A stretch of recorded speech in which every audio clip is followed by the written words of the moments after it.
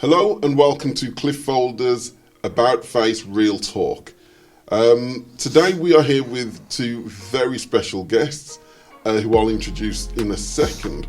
However, we are here to talk about something incredibly personal, something that has an awful lot of resonance between the three of us, and predominantly, apart from exploring different aspects of our life, the reason we're here to talk about, or rather the topic we're here to talk about, is a racially motivated attack that we were all party to and witness to some 25 years ago, maybe? At least, a couple of decades ago at least.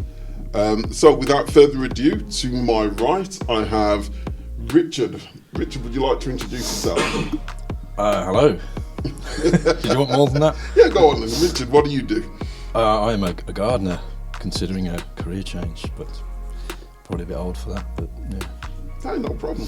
So, Richard and I go way back to our first meeting, which we'll hear more about subsequently, at Fairfax School in Sutton Coldfield in the West Midlands. Good to have you here, Richard. And to my left we have Mark Jones. Mark. Hello. Yes, Mark Jones. Mark Jones indeed. Yeah. And Mark, what do you do yourself? I'm an accountant. Fantastic.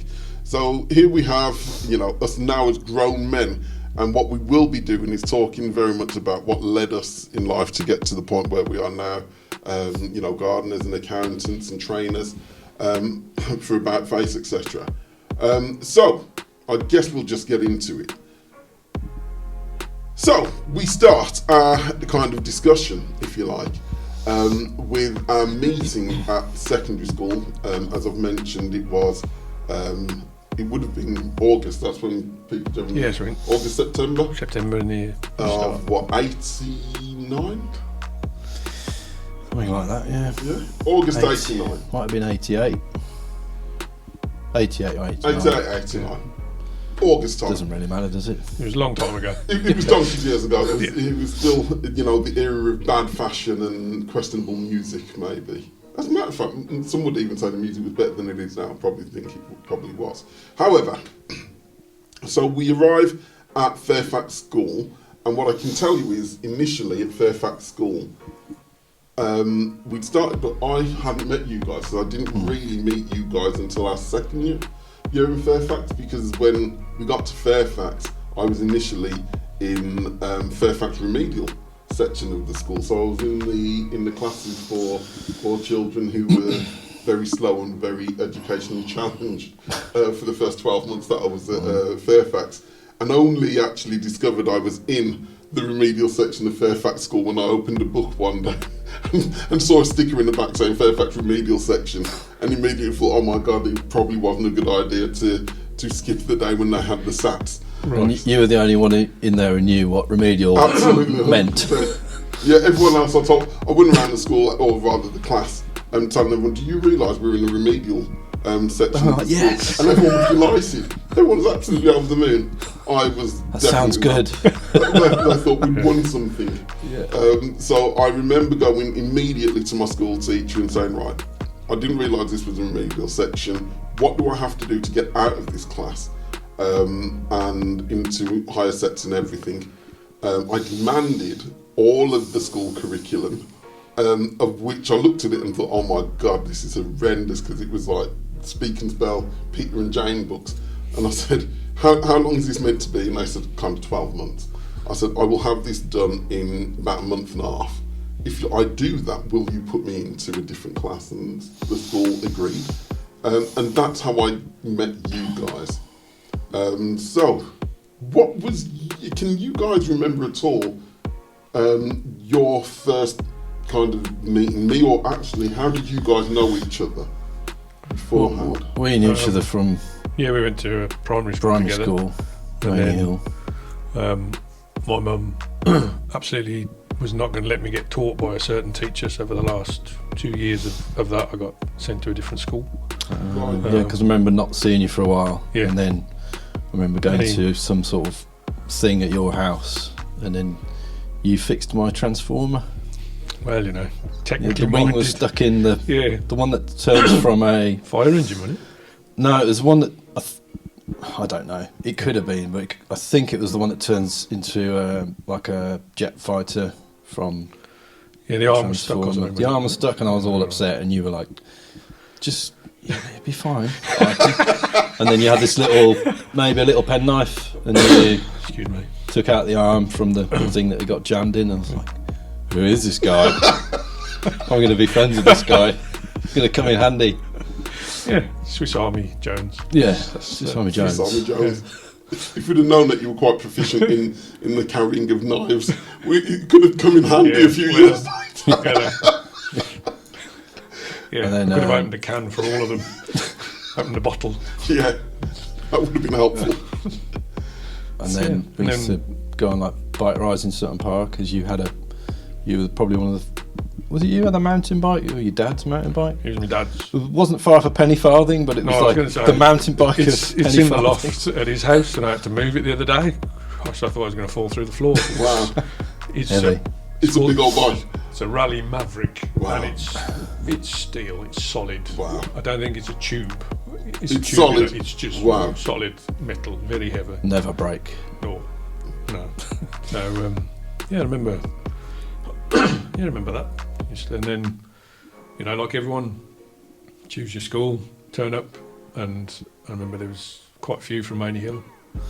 I think there's only one or two came from the school I came from, and then so there was like Det, John Plant, Stu Small, Yeah, little group. you, a couple of other people. Dan Jones. Yeah, Dan Jones. Yeah. His aunt now has a fully Australian accent. Does he? Yeah. Proper good eye. Fantastic. Yep. Yeah. That's because he lives in Australia. It's not just because he's like, He's a Oh, what shall I massive do? Neighbours fan. I'll just get myself an Australian accent. Some people do that. What a life is. Yeah. Yeah, my sister's got one. She's over at the moment. She's got a proper Full on Aussie. twang about her. Wow. Yeah, she immigrated over there 12 years ago, I think. 13 years ago. So yeah, and remember kind of seeing you on the playground, football and that kind of stuff, but we weren't in the same class, so it wasn't that it was like avoid this person or avoid that person, but you know, it's like you hang around with the people that you kind of in class with Yep.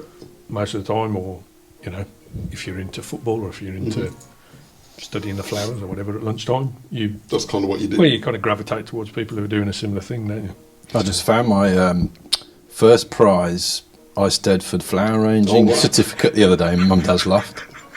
Is I that mean, a real thing? my mum did it, to be honest. Oh, okay. Right. But Now the cat's out of the under the bag. guise of me. Yeah. So I'm not sure how I felt about it.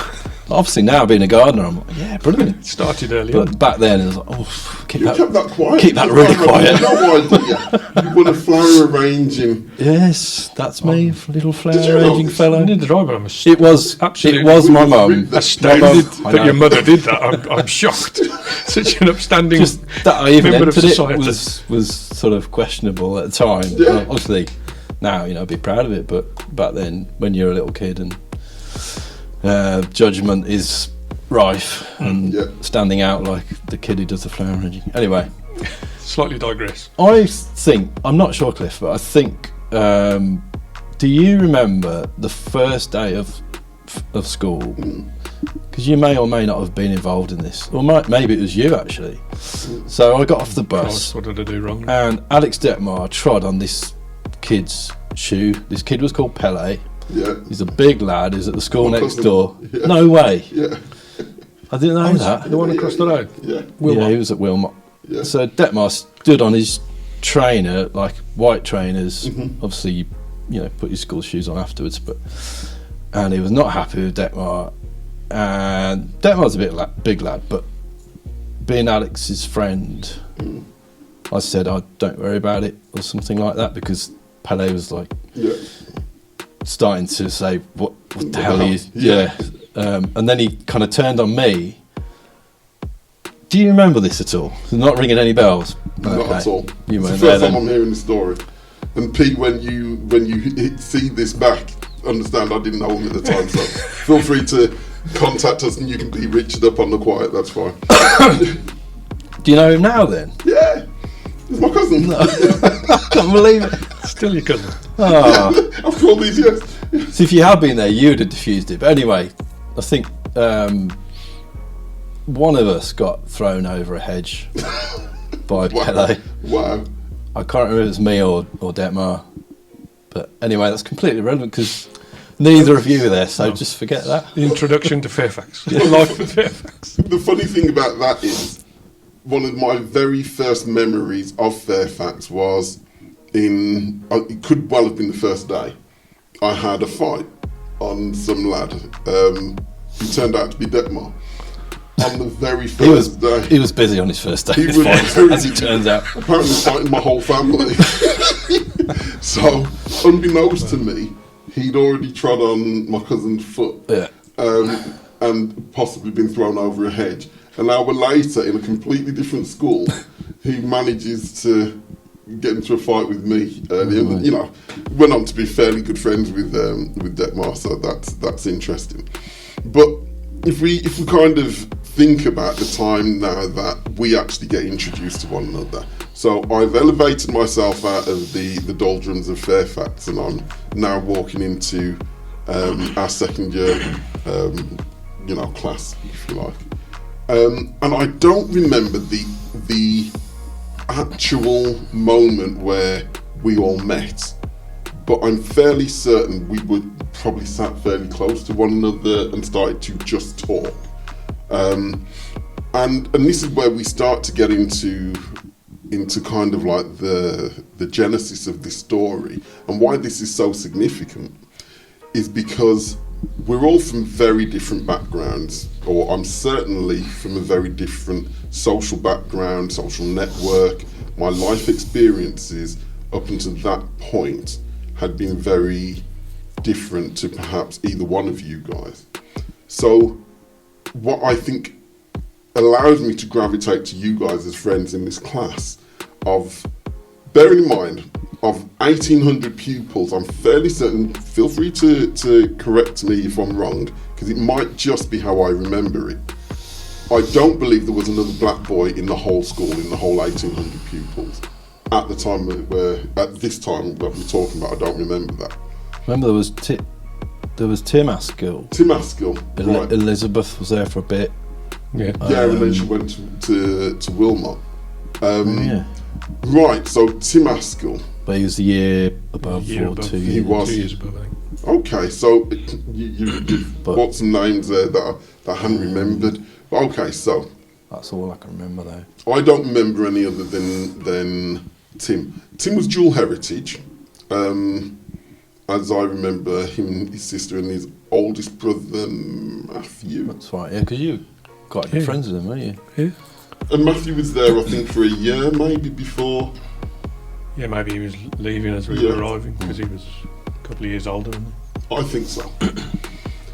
But what's interesting then is that, and this is really, really key to us forming this friendship, is that I know I felt very alienated in Fairfax. That I didn't have a peer group that looked like me. I didn't have anybody in the school who understood me culturally. At this point, I'm being looked at by the school system, the teachers, with an element of caution. I'm a large kid. I'm a large black child. Most of the teachers there hadn't had any experience of dealing with black children.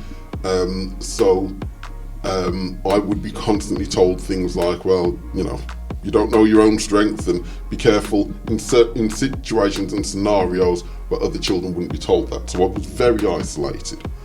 And here I have this kind of peer group developing with yourselves. I'd come to that school with Jonathan, Cottrell, Paul Barron, Anna Stone. I came with friends, but again, culturally very, very different from me. They all, Jonathan was in our kind of set for school, but Anna and Paul weren't. And what was interesting was I made these two friends who seemed to have no regard for colour whatsoever. It wasn't part of our conversation, like, oh, Cliff's black, you guys are white. It didn't ever feel like that. What's your recollections of how we grew as friends? Because we were just mates. It wasn't. I didn't turn around and go, "Oh, there's my black friend Cliff," or "There's my red-headed friend Fizz." I didn't care. We were just mates. We had a laugh together. You know, I ran and collected the football when it got kicked over the tennis nets. You know, that was my. Oh, yeah, that was your thing. That's the thing I gave to the group. You know, and yeah, but there was no. Yeah, I never thought, oh well, there's my black friend Cliff. It was just there's Cliff, there's Fez. I've used the P word. I'm sorry, we're going to have to stop. I'm sorry, we're going to have to stop and go back. I do apologise. That's quite all right. I'm sorry, mate. Yeah. But yeah, so I, you know, we were just mates, and then, you know, I remember what was that? The computer game we used to play in the morning before we got the bus at your age. Lotus. Atari, on the Atari. Yeah. You know, Lotus Esprit. And Esprit Turbo. It was just the cutting edge of the time. Yeah. But, you know. Sorry, STE. It was just. Not just STE. Yeah. That It was made just it better graphics. You know, you and me, mate, just like. Yeah, I don't. And, you know, you had your mum, your dad, your family, your sisters, he just like him, mum, dad, sisters. I don't know how we got to walk into school together. Is it just? I think, yeah, didn't you get off like the jockey and then you walk had up two to his buses house, to get, and didn't you? So then we'd probably either walk realised or- that we were getting the 104 from the bottom of the road Yeah. where you were changing, and then probably thought, oh well, might as well meet up before then, and then it turned into like a good half hour whilst my mum and dad were like wiping the cobwebs off their eyes, getting up. Oh, there's Cliff on the computer. You can turn it down a bit, probably. I remember that. I was all kind of trying to get on the computer before we had to go. went to school. Yeah. And I remember sometimes getting there and you'd already been on your drums and stuff like that. It was just, yeah. You were very bonkers. popular. Yeah. But I don't know how we got. I think, like you were saying, just happened naturally. It wasn't like, oh yeah, we're gonna do this thing, and like that's what it's like when you're kids, isn't it? You don't sort Most of of the time, have. Well, you do, but you don't realise it. Have like racially things going on in your head, but in as far as who you choose as your friends, it's more situation, isn't it? Really, like your friends are just the people you have a laugh with. You get the bus with, and then it just kind of happens, doesn't it? I'll tell you what's remarkable about that as a scenario, and this is something that I think it's worth us considering and thinking about, because whilst this happened really organically, we're in the same class, there's conversations maybe that happen outside the class, we're walking from lesson to lesson with each other, this leads to perhaps meeting up outside of school, ending up walking to school. A lot of the times we didn't catch the bus to school, we walked from Fez's through the park and so on. So all of this happens in a seemingly very organic way, but my world at the time, living in Sutton Coldfield, there were very few black families who lived in Sutton, in Streatley, where I lived. So as my isolation isn't just confined to school, it's confined to my whole environment. So there are things such as that's happening to me, unbeknownst to you at that time, whereby there's lots of racial incidents that are happening when I'm not with you guys. I once kind of had a funny turn and collapsed outside a shop that I worked at, and woke up hours later in the same spot. Nobody had stopped to help me or that sort of stuff. There'd been other kind of attacks. I'd had racist kind of literature put through the door, burning crosses. They used to burn crosses in fields in Streatley. There was King Standing, which was kind of what separates Sutton from Streatley, and they had the Ku Klux Klan. It was the 4 Ks, not 3. King Standing Ku Klux Klan was a gang that kind of operated in the area. So all of this is happening, at the same time, I've got this real kind of friendship. And actually, I would even say that we spent so much time together over these years. For me, it was much more than kind of just mates. It replaced my family. My parents weren't always at home, so, you know, your mum and your sister definitely became family to me. They referred to me as family. They fed me when I came round. I'd get told off for the same sort of stuff you would get told off for, and there was an expectation that I would know the rules around there. Your mum as well. Your dad was more aloof than your mum, but your mum again would hold me in the exact same standard. So when we got caught wagging it, she told us all off. We all got told off, and or drinking fizzy drinks and stuff like and then that. she said, "Do you know how many teaspoons of sugar are in that can?" I remember it well. I remember it very well. She'd probably still say that now if you were to drink a fizzy drink in front of her. And she'd be very right. So, hence we've got water today. So for me, it was a very, very deep connection. Which is why the events that happen that we're here to discuss, you know, I guess the racial attack that happened seemed to have impacted, although I didn't realise how much it impacted me at the time. In this discussion, I guess we're about to find out in what way it's kind of impacted and what the kind of long-term effects of that impact was. We'll be back after these messages.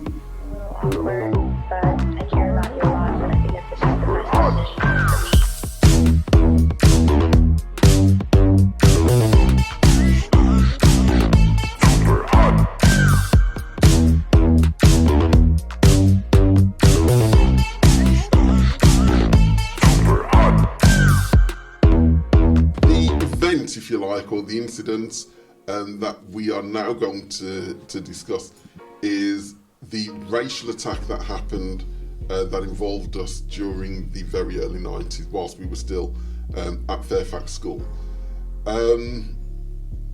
During my time as a motivational speaker, I often talk to people about this attack, what it did to me personally, my experiences whilst the attack was happening. But equally, I will often mention what was going through my mind in relation to my brothers at the time. And really, the whole feeling of utter kind of freefall. I'm out of control.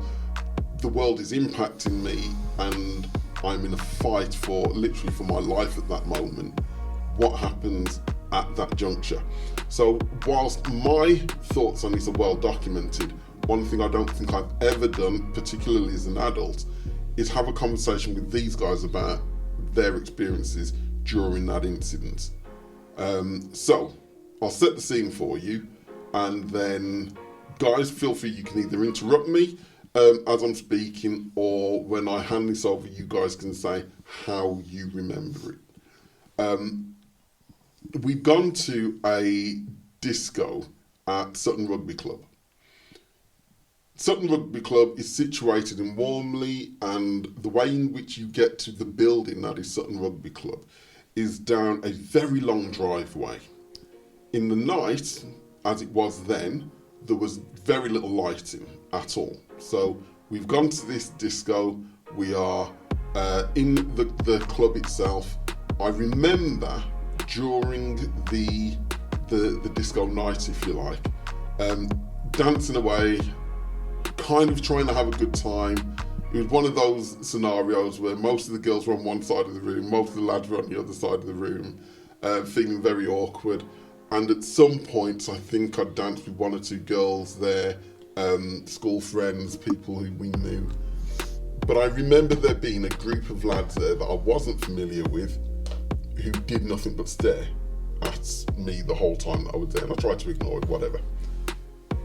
When we left, it is pitch black outside, and we are walking towards the main road where we are to be met by Gaynor, who's going to pick us up. Amanda. Mark's sister Amanda is going to pick us up and take us home. because I think we were due to stop at Mark's maybe that evening. We decide, I can't remember which one of you decided to suggest that we have a race. Okay. Do you remember that? Yeah, I remember that because that's why you were ahead of me. Yeah. Because I was with Steve, chatting to Steve Corbett, and you two sped off as you did, because you were both pretty quick in those days. A long time ago. Long time ago. Yes. So someone suggests we have a race, and off we run. I think that Mark may win that race. I'm in like half of a suit. I think I look absolute fool because I'm dressed like one of the four tops. I'm in a suit that is way too old for anyone to wear to a disco. I don't know what I've done as. But I remember it being the suit I also wore for my sister's wedding. So it was a Ciro Soterio suit, by the way. I remember. Nice. It was very, very nice. And I don't know whether I didn't want to get it all sweaty and ring. I don't know. But I stopped running. Mark ran off into the dark, as it was. Rich is somewhere back there, walking and talking with Steve Corbett. And at the point we all kind of reconverge. So Mark has now slowed down to wait for us. I've slowed down a bit for Rich to catch us up, and at the point we kind of get together near the end of the driveway, it happens. What's your recollections of that point onwards? Do you want to go first? I don't mind. I don't mind. So, I don't remember going for a race, but I'm sure that happened. I'm not questioning that at all. Then got towards the end of the drive, and then there was these individuals who were racist. I remember... How did you know they were racist? Well, it was the language they were using. Oh. Shockingly enough, the language they were using. There were a lot of niggers around. Yes, indeed. I remember that. I was with my nigger friend, and then I don't remember a huge amount about it because, I was not any kind of fighter person. I never tried to get involved in that or try and be, you had these people trying to beat the crap out of each other at school, so they were the hardest in the year and all that. Yeah. Should I mention Jonathan Rowell or not? Well, yeah, got my ass kicked by him. But anyway, Only because you didn't want to hit him back, because he was like tiny.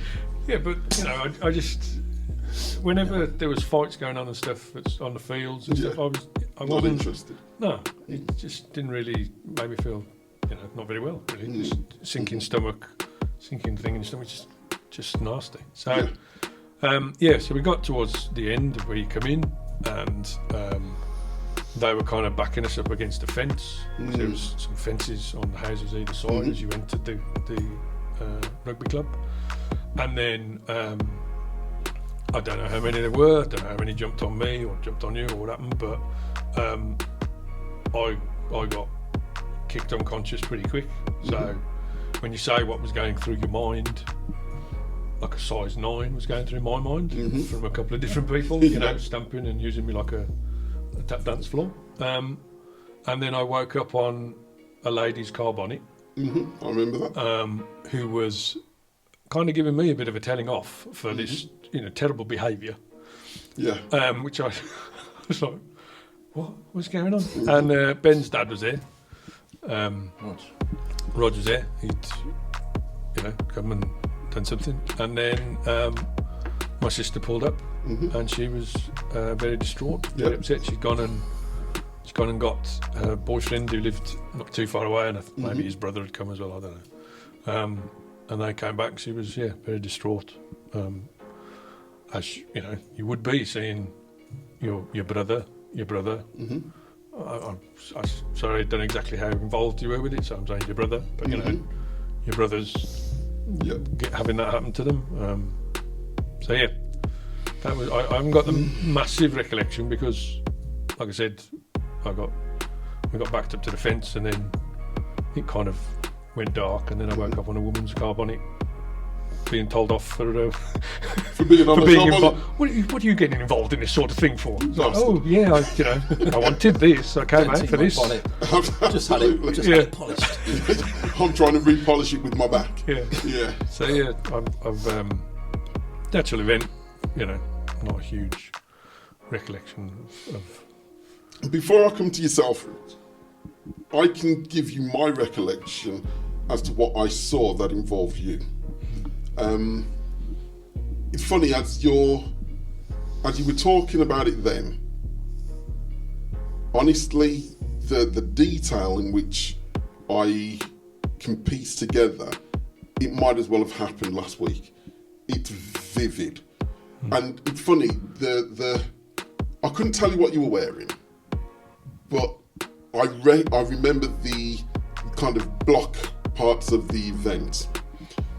I remember as the fight started, you were quite right in saying that you knew they were racist because of language. To my recollection, we are talking about 3 rows of 5, because I remember them identifying themselves as we're the lodge. Back then we knew what that meant, because Falcon Lodge had the reputation for being Europe's capital of the National Front. The reason I know this is because I had a paper round, and on one of my paper round days I'd opened a newspaper, and the centre spread was a picture of our school, and this headline of the, and bear in mind it's a national newspaper, this isn't a local newspaper, this isn't kind of like Birmingham News, this was in Sky magazine. And it said, the National Front capital of Europe, and our school was in the picture. So we knew that the lodge had a reputation for racism. So you've got these 3 rows of around about 5-6 people across. And you're quite right. So the language starts, nigger, and you guys being accused of being, friends with the nigger and stuff like that. And then this lad stepped forward, who I believe his name is John Lane, gingerhead lad, glasses on, and he kicks me to my right leg, like full on belts me in the side of the leg. I grab him, push him backwards, and say, I'm not looking for any trouble. I don't want to fight. In my mind, what's happening at this point is, oh my God, I'm going to get you 2 in trouble, because at this point I'm thinking, all right, how do we get out of this? But I'm absolutely petrified of the fact that, where are you guys? So I remember at the time, as I pushed him back and I'm talking to him, I'm scanning left and right, not only for how are we going to get out of this, but also, where are you? John Lane's brother, Gerard, older brother, steps out of the crowd at this point and says, are you hitting my brother? And I respond with, I don't know who your brother is, I don't know your brother, not knowing that these 2 are related. As they rush towards me, I remember you being hit, and that is how you end up on the bonnet. I think you roll off the bonnet at the time, but you're hit and go onto the bonnet first. Then I think you're on the floor, because whilst I am on the floor, I'm looking at you at this point. I see them kicking you and so on, but I'm trying to fight this guy here so I can get up and get over to where you are at this point. So that resonates, and I think at some point somebody helps you up and you slump back on the bonnet. That's when you woke up. I remember that, and I remember being very, very scared. I'll tell you a little bit more about what's happening with me in a second, but if we go to you, Rich. So, what's your recollection? My recollection is slightly different to that, because I remember some parts of it very well, because, and it's weird because it's like I don't want to make it about me, because it's not about me. It's about all of us, Rich. Because I'm not the one who got my head kicked in, or the ones. So I was with Steve, and you 2 were ahead after your race, and I think it starts before, like the conversation starts before we get there, me and Steve.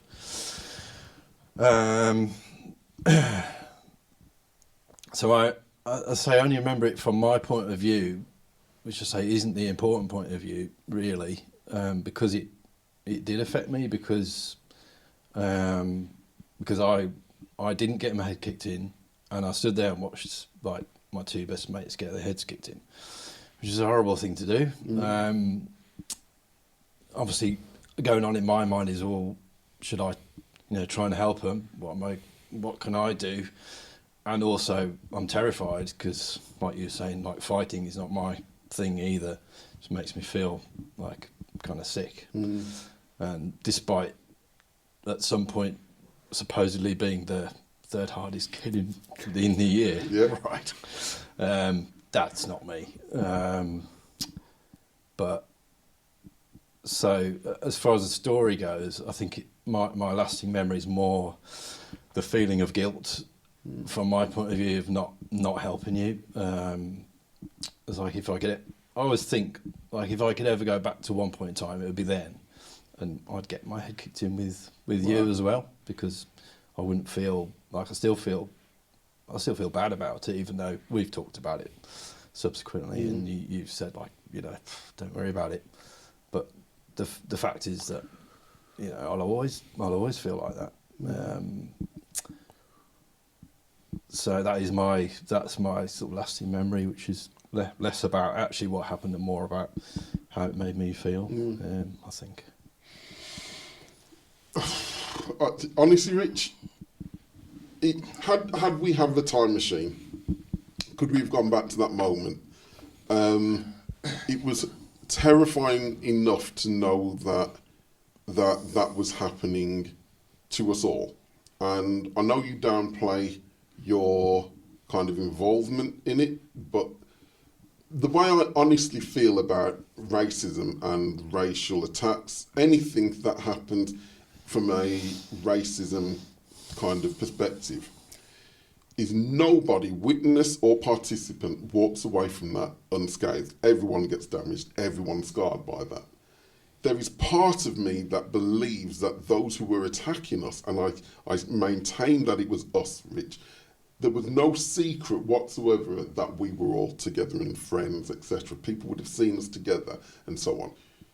You are part of that trauma, whether you sustained injury physically or not. Collectively, even those who are attacking us don't get away from that scenario unscathed at all. So, time machine or not, I would never have wanted you to have been in harm's way, because I didn't want Mark in harm's way, I didn't want to be in harm's way. If anything, I think it's an absolute blessing that you had the cowardice. Well, It's not cowardice, man. You were talking to Corbett. You were just, you know, it wasn't like you were walking along thinking, I think there's some racist morons over there. I'll just drop back. No. There wasn't any of that, you know. I mean, I've no idea why the hell we decided to go for a run. We would have been, well, I certainly would have been half cut. So, We'd had a pie. you know, Despite the watered down beers. Yeah. But hey, we were only the running race would have been 17 or whatever it was. a very wiggly kind of slalom type of a running race, you know. It probably took us 10 minutes. Yeah. So there was no cowardice. You No, not at all. weren't hanging back trying to avoid Well, something. It was the thing is, I do remember I remember you at one point. You actually did like give out some, like you were beating one of them up. I think his name was Ed actually. Do you remember? Yeah, It's like a little rings kid. a bell. That rings a Yeah. bell. And I was like, God. Get him! Easy. So I do remember that moment. okay. I just remember the wooden fencing coming at me quite quick, and then don't really remember a lot. And then I remember Amanda arriving, being very upset. You know, And you lost a shoe. Remember Feeling- that? Yes. feeling, Yes. you know, Oh, terrible. I didn't remember that. But yeah, you're right. I lost a shoe. I think I went back and found the shoe. Yeah, I think you did. Either I went back and found it or somebody had picked it up for me. But I did get the shoe back. What happens when the physical fight actually begins? So, as I'm being attacked, I remember glancing over to my right and I see you get hit. I'm aware of you, because when I glance up, I see you. But what happened is, in the fight, punches are coming in. At this point, I realised there is no talking my way out of this, because we'd done the whole, I'm not after a fight. I'd kind of sized it up. I'm looking, I'm thinking, this isn't the time where you say, we don't want to fight, I don't want to fight, and everyone just walks off. This isn't about saving face by everyone getting so, he didn't want to fight. This ain't happening, it's going to be a fight. So... Well, I don't know if a fight's the right word. I think attack is the right word. Here's the thing. You say fight, you think of one person versus one person, or, there's a rumble. You think of a couple of people versus a couple. Yeah. You don't think, there's 15 and 1. You don't generally, but believe you me. And here's the thing, because if you're unconscious at the time, what you won't be aware of is how long that fight lasted for. It lasted a while. So, as they come at me, I remember Gerard Lane diving on top of me, and we are tussling, we're rolling. He's trying to kind of draw his arm back to punch me, but because I've got him so close, there isn't much he can do by way of punching. I think he's trying to headbutt and all sorts. And at this point, I can feel the kicks are starting to come in. Now, here's where it gets interesting. Here's the interesting part. Honest to God, to this day, didn't feel a single punch, didn't feel a single kick, nothing. Because adrenaline is really pumping through the system. I'm still clocking where you guys are, and in my mind, what the overwhelming feeling isn't one of fear. I'm not scared at this point, I'm not. I'm embarrassed. I'm thoroughly embarrassed. But not unbeknownst. What I do know is I have a reputation for being the hardest lad in our school. Me and Kev Farmer, hardest lads in the school. Not sure how I got that, apart from the fact I'm probably the biggest lad in the school, biggest black lad in the school, and maybe some people find that intimidating or whatever. But it's not like I was known for fighting. I weren't out fighting weekends. That weren't me. I didn't hang around with the fighters of the school and stuff like that, because we weren't. We weren't that. I forgot his name. The guys you arrived at school with is Anna Stone. Yeah, Paul Barron. Johnny. Yeah. I wouldn't have, kind of put Barry in the fighters of the school. Funnily enough, Baz, as he was known then, was more likely to have a fight than we were. But from my recollection, yeah. And I'm not trying to sound derogatory towards the gentleman, but I think he was about 4 foot, wasn't he? Probably less than that at the time. So that's why I'm saying, we were hanging around. I remember you and Baz were, mad Liverpool fans. Yeah. On playing the football, doing the keepy up and stuff. That's the one. So I wouldn't have really said, hanging around with the hard lads in school. Not fighting material. No. But I had this reputation, and not only did I have that reputation in our school, I had it throughout Sutton. I'm not even sure how I didn't promote that. I didn't walk around telling people that, but I was, given this title. So as I'm in this fight, what's going through my mind is almost like I've been exposed for not being as hard as everyone now thinks I am. I'm thoroughly embarrassed. I'm worried about you, and I'm also glancing up and seeing the girls we went to school with, the girls we fancied at school at the time. I'm seeing, other classmates. I feel like this is an utter spectacle. I'm honestly, I'm just embarrassed. And what was interesting was I remember seeing somebody running towards me. So I'm on the floor, I've got Gerard at close quarters. I'm glancing around, I see this Doc Martin flying towards me. And I remember just rolling like my whole body and Gerard to the one side and watching Gerard's eyes explode out of his skull because his mates booted him in the head. And I remember almost finding that hilarious at the time. So this is all happening that we are tussling and fighting for our life. So I get up and I'm walking backwards, but I'm throwing punches. At this point, you're on the bonnet. You're speechless, tears streaming down your face. And I'm walking backwards towards the road and I trip and I'm in a car. I turn to my right, and it's Amanda.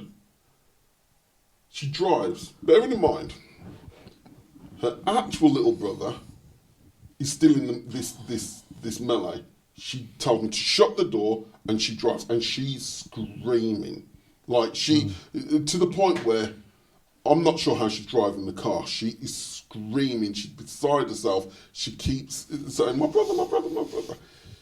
She circles round. I cannot remember at this point whether she goes and gets her fellow at the time at this point, or whether she does that after she circles round and picks us up. But she circles round, and before I know it, you guys are now in the car. I can't remember, because I know her partner at the time and that come and get involved or whatever. But then we're home. And that's pretty much, I think adrenaline wears off, maybe I'm starting to feel the pain, etc. I don't know what happens at that moment, but of that night, that's where it ends. I remember being at my mum and dad's and you were there, at least I think you were there, and waking them up, telling them what had happened, and the old tap works, whatever you say, were in full effect from me again. Whereas you were like, yeah, whatever. Great face in it. Which again seems a bit wrong. And I remember sort of moving on a bit. Remember the next day, which you might have been ill. You might have been coming on to, I don't know. But I remember going into school and then feeling like so not with it, like not able to be at school. That I think it was Mr. Thompson, sort of recognised that I wasn't in fit condition to be in class, so he just kind of took me out and on some like errands, posting stuff and whatnot in the school van, and then we got back and he said, "Oh, you can go home, I suppose, if you're not feeling too good." And as I walked out the gates, there's Mark Jones walking in, like black eyes, face hanging off. Like, all right, Fez. I was just speechless. What the? Here's me going home. The guy didn't get beaten up. What are you doing here? And you're like, yeah. And you went into school as I left.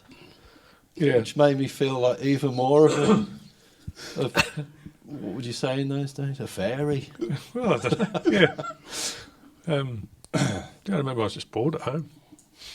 And I remember that evening, or that afternoon, coming out of school, but not going through the gate because there was just a load of them there. So I walked to carry it on. Walked home across the field. I went through the Rectory Park. Yeah. Walked down through Rectory Park. Yeah. I remember that, and I'm not sure whether it's subsequent conversation that I've had with you where you told me about seeing Mark coming into school. I don't think I'm at school the next day. No, I don't think you were. I don't think I was.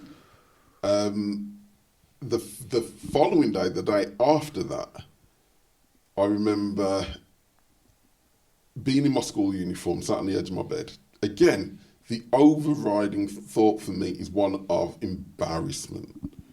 Embarrassed because I don't quite know how I'm going to have a conversation with you because I got you into that issue. Don't know how I'm going to look your parents in the eye because I feel like the catalyst of why that happened. So I'm very scared about what this means for our relationship. That's what I remember. So I'm sat on the edge of the bed and I'm thinking I don't know whether I can get to school or not. And I was walking downstairs, I don't know, probably have a drink or something, and my dad happens to be in the house, which was unusual because my dad worked a lot of hours and it was unlikely that he would normally be there at that time. So he asked me why I wasn't at school, and I told him. So this is now 2 days after this event, this life-changing event's happened. I've gone home, but I've got no one to talk to. I haven't been able to talk to any family about it. So I said, I got into a fight at school, and I think when I get to school, it's going to happen again. and he said, go to school. And I was like, yeah, but you don't understand. It wasn't just an average fight. There was a lot of people. A lot of them are older and don't even go to school. So chances are, when they find out I'm at school, they will come to the school. He said, go to school. I was gutted. So, I've got to go to school. So I go to school. Can't remember much about the day that happened at school, apart from people coming up to me and being really, I don't know whether they were trying to be helpful, but it was very unhelpful, because the rumour that is now going around school is that I've beat up Gerard Lane. Okay, the bloke who got kicked in the head. Right. Says one. So, on one hand, I'm aware of people are saying that against the odds, I somehow came out of that scenario as a victor. Don't feel like it at all. But then I become really quite scared of the fact that if there is a rumour going around that I actually won that fight, there is a higher expectation of me, more people will come, and in particular, those people will come. Because if people are walking around saying that, I've, had a fight with somebody who's part of this large gang and won, they're coming for me. Scared to death at this point. So that evening, or that afternoon, I'm coming out of school, and as you rightly had said, you know where the bus stop is and everything, where we used to get on the bus to go home. It's jam-packed, and I'm looking across the road, and there are faces I don't recognise, but I know that they didn't go, haven't come out of school. And I remember at the time thinking, okay, it's going to happen again. And just as I'm wondering what on earth to do, to the left of this crowd, I see my dad stood by his car. And I remember thinking... Your dad never came to pick you up, did he? So, never. Yeah. We didn't have that sort of a relationship. And of all the times we've been at my house, you probably heard my dad have 2 or 3 conversations I was being told off in. All of them. Mainly just him laughing at the wrestling. Yeah. Right, exactly. That was basically what I remember of my dad. Ric Flair. Woo! Stuff like that. He loved it. That was my old man. He would laugh at that sort of stuff. But we didn't have a relationship like that. So I immediately thought, thank God Dad's come to pick me up, and keep me safe. Fantastic. So I started to walk over to his car, and he just shook his head. And it confused me at first, because I'm walking towards him, and he keeps doing this. And it suddenly twigs that he's saying, no, don't come over to me, don't get in this car, get on the bus. So as I'm walking towards him, I veer off, I get on the bus, and it was a really scary ride all the way home, because I'm thinking, are people going to get on the bus? What's going to happen? Nothing happened. And because my old man refused to let all these people see me now need a lift from my dad to keep me safe, it never happened again. I appeared not to be scared, so there was no victim mentality here. My dad pretty much saved my life, my school career and everything, by refusing to let me get in his car. He followed the bus all the way home, but he never let me get in the car. And as far as parenting goes, my dad left lots to be desired. We didn't have a great relationship, but my God, I think that was some of the best parenting I've ever seen, ever. And as a professional parent now, I look at that and just think, wow, remarkable. We cut there, Joe. This is interesting, guys. This is really interesting. So the last part that I think we will now do is over the years. So we'll close this out now for the next 5 or 10 minutes with, so has this impacted our lives in any way, shape or form going forwards? What did this mean for our relationships? How did it feel when we went out to pubs, clubs in years to come? And where we're at with making peace with that now. And then we'll finish on that. And we're not going to dwell on it too long, but I think we close it out in the next 10 minutes. Feel good? Yeah. Sure. Okay then, Joe, we're going to go back into it. Okay, welcome back. Again, Clifford for About Face with Real Talk, and I'm still sat here with Rich Farrow and Mark Jones. So previously we have discussed what for me certainly was a very life-changing event, or maybe more life-impacting event. We've heard how the event itself affected each of us in the immediate sense, and a little bit afterwards, so like the next coming days.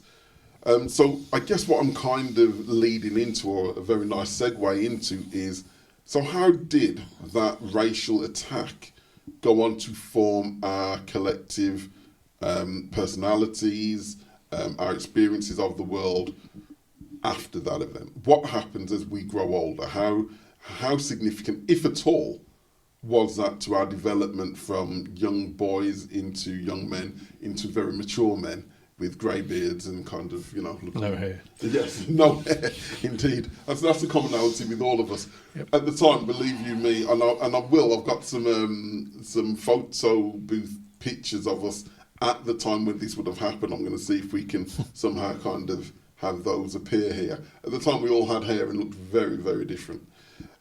Big curtains. Yeah, massive. Even I had them, which is a whole nother problem. Forgot about that. You remember that funky... Do you remember? Yeah. Like the Black Fergal Sharky. Just the one. One side. Wow, did I look like Jermaine Stewart? It did not suit me at all. I was very much trying to fit in. That's probably why they beat us up in the first place. I just looked dreadful. But okay, so here we are then in kind of the aftermath, the subsequent years that followed from that evening, from that night. Guys, talk to me. So, if it did, it might not have done.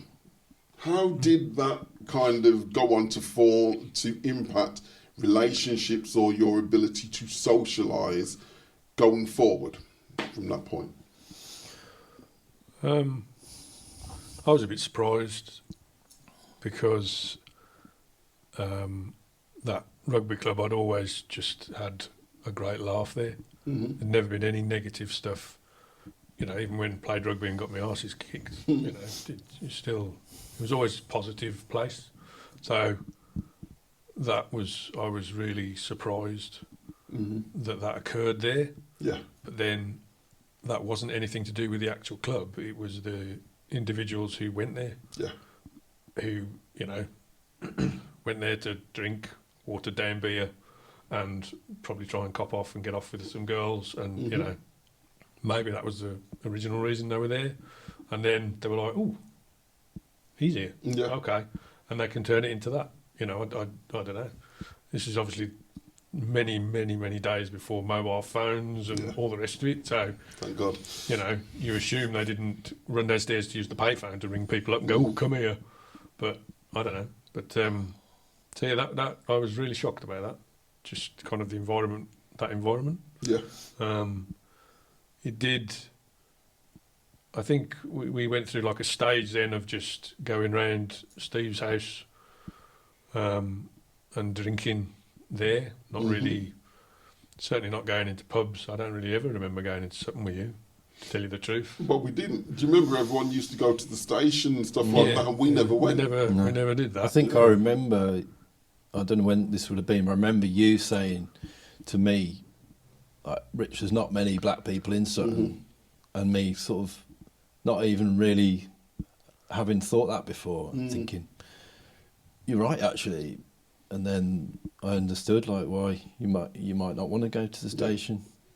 It would have been a dangerous place for me to go back then. Yeah. Even though everyone went there. Yeah. I mean, it must have made you feel pretty isolated in a way. It did, but again, the impact was more like, I'm really impinging on you guys, because, like, right, we kind of seem to have managed that by not being anywhere where we were likely to be in that scenario. So we'd get drunk in the park rather than go to... But we did have... We had to run away in the park, didn't we? Yeah. We were near Winley. Stone started appearing in the air near flying our through. heads, One time, just out of the blue. We Yeah. had to. Remember, we had to jump over that Brook, yeah. Yes. the brook. Yes. So I remember, went the wrong way at Windley. We're like, oh, yeah, shit. Yeah. we've got this brook Yeah. to jump over. I remember jumping over it, probably following you two. Yeah. You'd done it, thinking, right, okay, come on, and I did it, but I landed. I remember this. The back of my ankle basically went up my bum.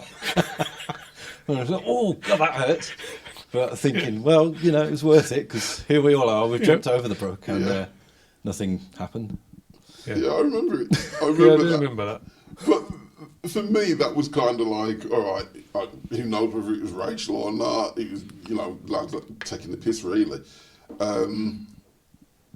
But actually, I think you're right. We ended up spending a lot of time around Steve Franklin's, around mine, around, you know, either one of yours. But we kind of started to manage where we went. The innocence of being able to just go anywhere went overnight. Whether we knew it at the time as a conscious thing or not. One, and here's the way in which I now look back at it, is we started managing where we went and knowing what environments we were going into. But it also coincided with us drinking a huge amount. Cider. We drank before, I know. And we always used to get together and have a jar. But if you remember, at this point, we start drinking Heavily. You two did. Because I couldn't do it. I'd just be sick and pass out in the corner. All right, I think you're right there. So we drank a lot and were sick. Vodka. You just got sick. Yeah. And smoking Yeah, and everything. yes. Navy's rum. Yes, I remember that. I remember More than gave you the money. It was like, right, so could you get some bottles of Banksy's? And at that time, they used to do them in like 2 litre plastic bottles. Yeah. You know, here's the money from the veg shop. I was working in Clifford, some Banksy's, and you give, oh yeah, I'll have this, lovely. And then you'd come out with a bottle of Navy's rum and a packet of fags, and it was like, I don't want Navy's rum. I wanted some Banksy's bitter. What are you doing to me? Yeah, And then we'd have to like walk along and drink this, like, oh.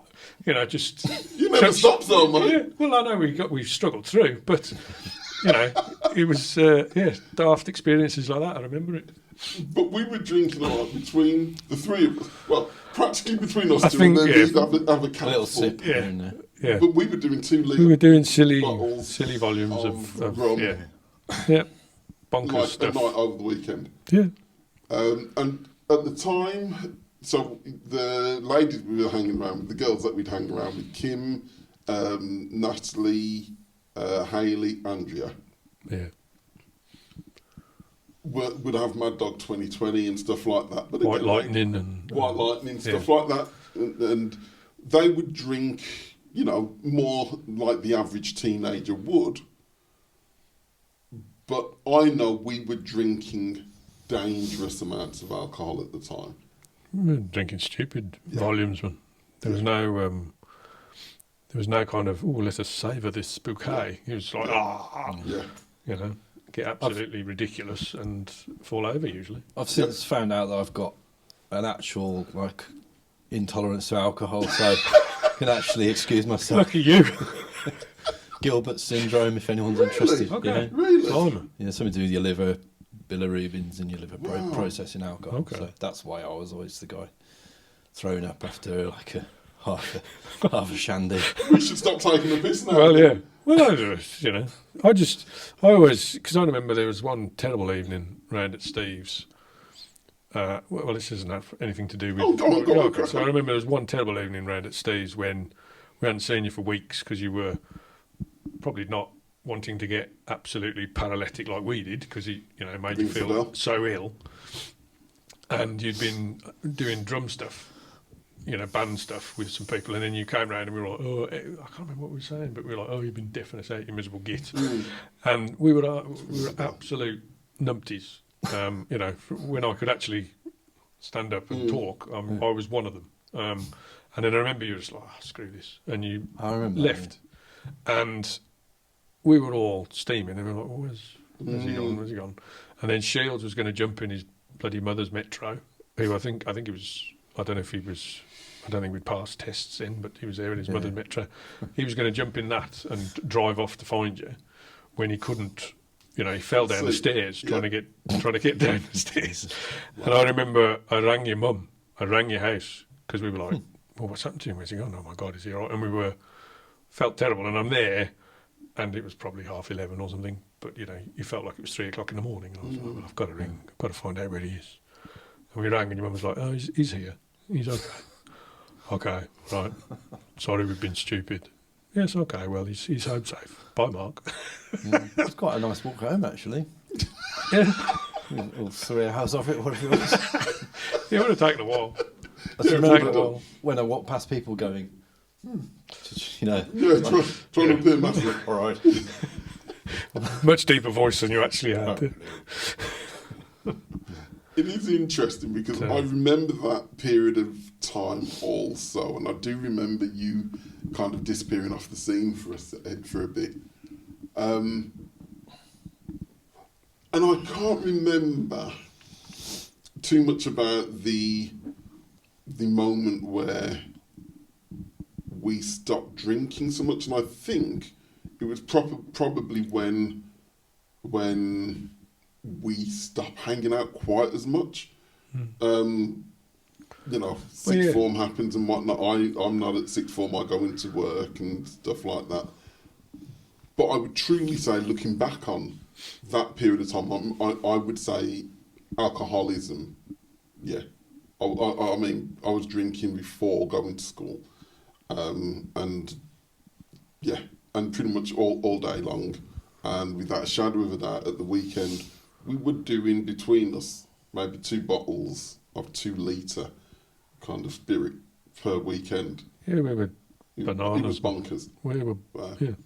I didn't, I personally wasn't drinking during the week. It was weekends, you know, Friday, Saturday night, were absolutely, you know, paralytic, smashing it and smoking like a chimney and yeah, you know, there's a saying, isn't there, youth is wasted on the young. You don't understand what you're capable of when you are that age, and you don't understand the damage you do to yourself, you know, in all sorts of ways, sort of thing. And I look back on it now and I think, what an absolute numpty. Yeah. And then, you know, but things kind of changed. I mean, like I said, I can't ever remember going into Sutton with yourself to drink. And then I kind of, that would have been about the time when, because I didn't go into sixth form, I went into resits, GCSE resits, because I bombed at that.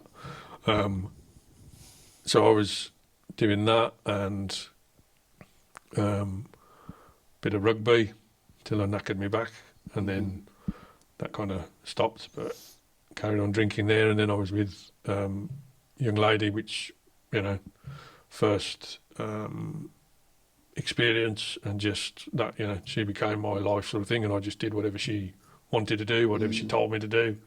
You know, I lost contact with pretty much everyone.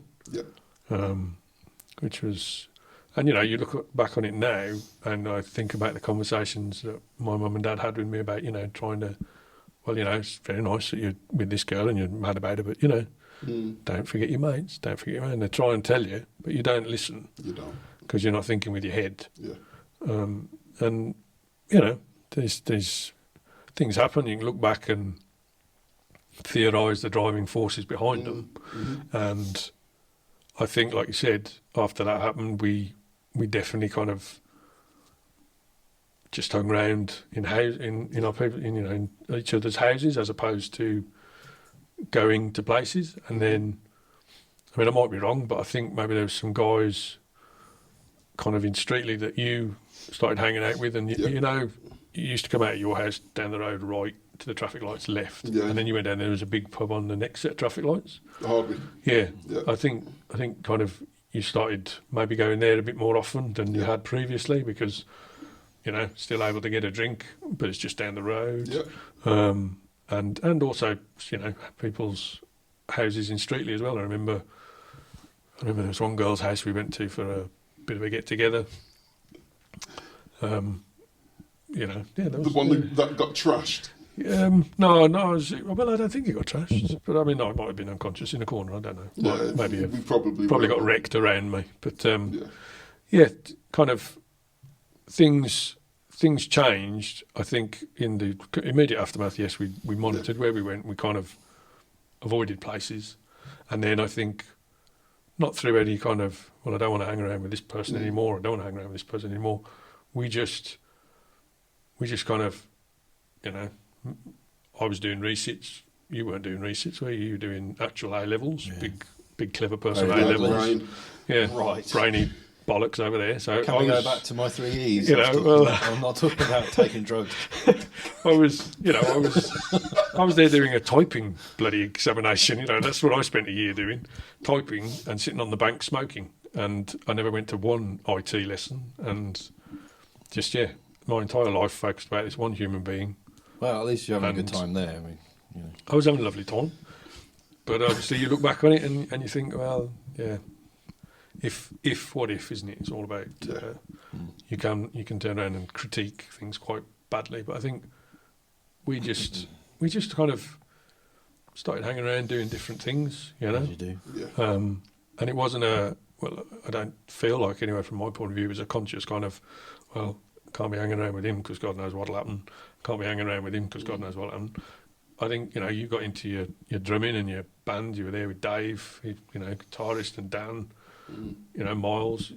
It wasn't a kind of, oh, well, I don't want to hang around with him. It's just But then you started doing that, you know. But then you Yeah, we came were- to the gigs and stuff, and then like many years later, you came to see us. Well, both of you, didn't you? We did. A while ago. Yeah, in I Birmingham. remember going to Little Aston Parish Hall, Yes. and you bastard letting me just walk out in front of the stage on my own. You'd all done like a madness train, and like, oh, isn't this brilliant? Let's do it again. You lead the way, Mark, and you just left me wandering across, looking like an absolute donkey. That was my fault, mate. 'Cause And I turned around, I was like, where the fuck? And you were all just in the kitchen laughing. that was hilarious because what it Um, was is, you know, this. I think we'd seen it on a film, Yeah, whereby well, it's- we were all going to go like kind of this conga across the stage whilst you were playing, and I had the idea to just set him up a treat. So I said, yeah, let's do this thing, and we were going to kind of stomp across the stage. And I said, I'll go second, Mark, you go first. And Mark, yeah. So Mark is there, Off and I he go, jumps. go. So I do that. Mark starts, and I just stopped everyone. Mark by himself has gone across the stage doing this. Yep. And look back and go, oh, you bastards! Yeah. I remember dying. Oh, it was funny. I remember there was a guy there wearing a brick on a Yeah, chain round his John neck. Clay. Just, I don't know. I just thought that must hurt. But that Smacking you on the chest. Thinking of like, that I don't remember there being any kind of like trouble there though. No, there with wasn't. regard to what we were talking about No. before. But again, it was very controlled environment. So there was that at the Little Aston Parish Hall. We went to one at Shempston. You did a gig at Shempston. We went to that. But these were really controlled environments. Yeah, because all the parents were I there. was going to say, your Parents mum and dad were were there. transporting a drum kit. You know, we couldn't. It wasn't like you were Yeah. driving at the time, and No, it was still Dave's kids. mum and dad with Yeah. guitars and all the rest of it. So, Incidentally, one of the parents did get a pint poured over his head at at Shenston. Yeah, I'm glad you didn't tell me. I probably broke down. and he was about 7 foot. Oh, Long, blimey. this guy. I've Yeah. definitely broke down. But this is the thing. So I think from a conscious point of view, it happens on two different levels, I guess. The stuff that's happened incidentally because we are all growing up, you know, we're doing different things. You're doing the course and typing and so on. You're doing these stuff at A level, at sixth form and so on. I went into work stuff, so now tell a lie, I went to college first, joined the wrong queue and ended up on the wrong course and stayed doing that for like 18 months. I know. I wanted to learn how to rewire houses, got talking to this bird in the queue and walked into the wrong line and ended up learning how to fix TVs for 2 years. And then I became a door-to-door salesman, which is where I met It's a vacuum, Max. wasn't it? I was selling Was it vacuum Vax? cleaners. Kirby's. Okay. Kirby vacuum cleaners for many a year. That's where I met the missus. And funnily enough, I am drinking all the way through college. So in between lessons, me and my mates would go buy a load of cans, sit in a bus shelter in the middle of Warsaw, necking cans. I was drunk most of college. It wasn't until I met Max and came home, absolutely like smashed all off my face, to the point where I think she opened the front door and I just fell forward, face down, bang, in the porch. And she left me in the porch all night because she couldn't move me. Max is 5 foot and on me. And it was after that she had a serious conversation with me and kind of said, if this is what you think our life is going to be like, we need to quit now. And I stopped drinking at that point, or stopped drinking to excess anyway at that point. That's how I stopped drinking. So the conscious part of me developing this new social circle was the likes of you two and Johnny Cottrell, you know, me and Paul had kind of drifted at that point, and Nana and that. But there was a very conscious effort for me not to ever put you guys in that scenario again. So there was very much part of me that said, I don't want to ever experience that. And that's why, you know, because by then we could have called each other up and got together more. But I definitely thought, okay, I feel safe over here, and knowing that you weren't, I weren't in a situation where that could happen to you guys again, was what part of the reason why I didn't reach out. But, you know, here we are years later. I think one of the reasons I went into the roles that I have been in for, you know, 30 odd years now, as working with children in a caring capacity, becoming a house manager, responsible individual, etc., and then starting an anti-racism training company, was these experiences over a lifetime led me to understand that actually racism and the impacts of racism are far more than just unkind words, far more even than, you know, kicks and punches and so on. I think that racism itself affects people's lives unimaginably for a long period of time, generationally, can affect how we raise our children, what we do. We have come out of it as decent people with our own children who we raise to be good people, and haven't let, you know, what happened to us many, many years ago impact on that. We are raising good children, good families. We are strong in that. Not everybody is. Some people have that sort of scenario, and it changes how they feel about other people and the relationships they get into. What they emit and project on a day-to-day basis affects them deeply, and therefore affects other people around them. We seem to have taken that and still managed to come out on a path that we can be proud of. And I would like to say, you know, here and now, I'm so proud of you two, in as much as this could have changed how we feel about the world to such a detrimental, significant way. And I'm in this moment so proud and thankful that it didn't for you guys. So my sincere thanks to you both. We didn't do a lot, mate. You did enough, pal. You guys did enough. Okay, so unless anyone else has anything to add. No, reminisce about you know, things at school and girls off camera. Doesn't have to. We'll do that over some lunch now. Yeah. But guys, thank you so much for coming.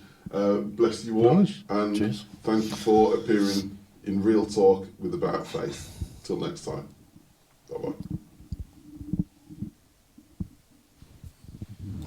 Guys, that was awesome.